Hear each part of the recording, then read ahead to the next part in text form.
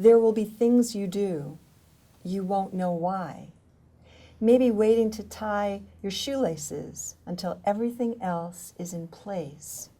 Could be you'll slide your egg yolks aside, eat every bit of bacon, toast, whites, while the forsaken yellow orbs stare at you from the side pocket of your empty plate. People will ask, why do you save your yolks for last? And you won't know. Won't recall the cousin from the south came to visit one summer. Ate his eggs so odd, your family said. Stuck with you, like the way you love to be kissed on the back of your neck.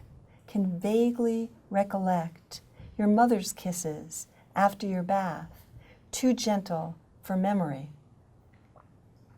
There will be things you do you won't know why, like the way you look up at the sky when anxious or blue.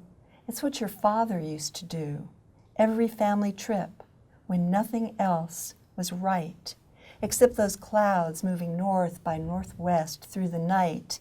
He showed you what pilots knew.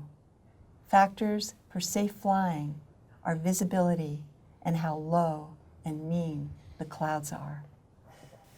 Thank you for reading that poem, Kim. You're welcome. There will be things you do. The poem speaks to the inheritance of behavior. The speaker carries the memory of her family in her behavior, so they live on in her, even if the speaker doesn't remember that much about the actual people. Mm-hmm. What can you tell me about that and the inspiration for this poem? The inspiration for this poem is years and years ago when I was going to college, when I was at Emerson College. We used to have a group of people, as so many college people do, where we had breakfast together. And one of the people was the boyfriend of my friend, named Ira was his name. And he did this thing with his eggs. We would have potatoes, big breakfast back then, and the potatoes and the eggs and the toast, and he would meticulously eat everything on that plate except for these yolks, and he'd push them aside. And we would all sort of laugh to ourselves and watch it. We didn't say, Ira, what's with the egg yolks? Yeah. But he clearly saved them for the end. So this is a memory that I've had for years. Mm-hmm. And then I noticed things in people.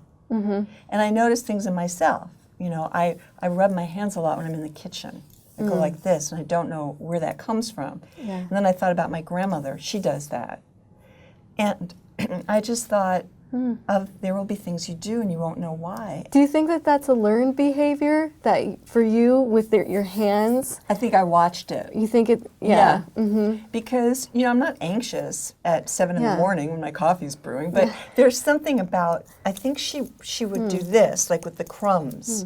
She was a great baker, and, there was, maybe when I was a little girl, I would copy her. Yeah. I noticed my son does a lot of things with his hands. So we've passed on the hand. It's really a generational poem, multi-generational, one generation to the next, and then you're passing it on too.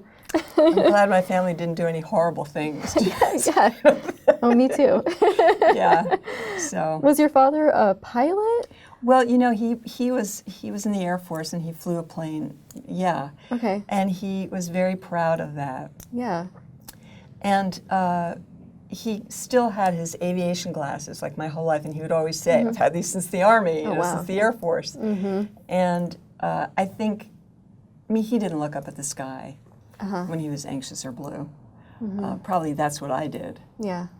So this poem, Garrison Keillor actually read on the Writer's Almanac, correct? He did. Yeah. He did. And it was amazing to hear it. This book has 83 poems in it, and he picked 2, and that was one of them. And so it made me love the poem even more, I love them all. But he read it beautifully, and I got this amazing email as a result. And one person actually said, I saved my egg yolks for last, and she was very excited by that, that I had put that in the poem. Yeah. And then a gentleman emailed me that he was driving his son to school, middle school, and they pulled over to listen to it. And then they talked about the things in their family that had been passed down and these habits. And that moved me so much that the poem connected to them, especially to this 13-year-old boy. So that's the great thing about poetry.